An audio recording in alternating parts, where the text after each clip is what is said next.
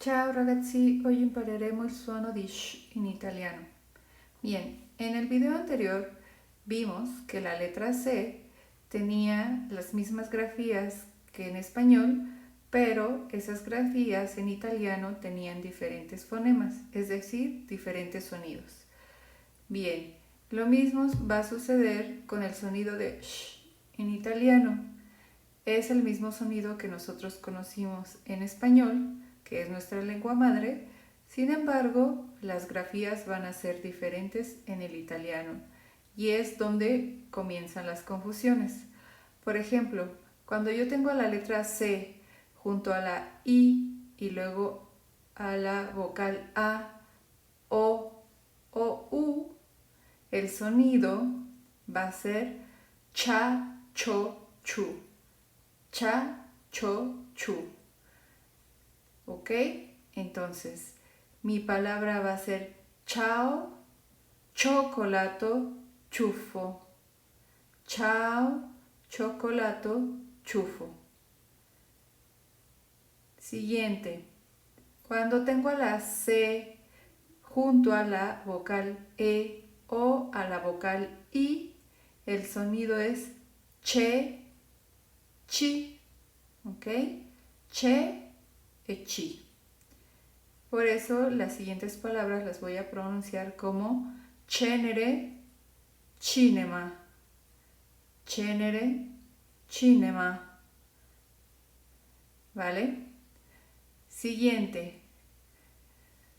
Vimos que la C junto a la I y junto a las vocales A, O, U, el sonido es cha, cho, chu. ¿Ok? Es un sonido en el cual nosotros vamos a hacer la boca como redondita, o sea, vamos a hacer una ch, como si fuera la ch de chocho, ¿ok? Sin embargo, cuando nosotros vemos que está una S antes de este fonema, la letra S va a servir para suavizar ese sonido de ch, ¿ok? Y entonces se va a convertir en el sonido de sh, como el sonido del silencio. Cuando nosotros pedimos que alguien guarde silencio y en vez de decirle ya cállate por favor, entonces hacemos un sonido que es shh. Entonces la S sirve para suavizar el sonido de ch. Por eso esto va a ser sciarpa, sciolto, sciupare. Sciarpa, sciolto, sciupare. ¿Ok?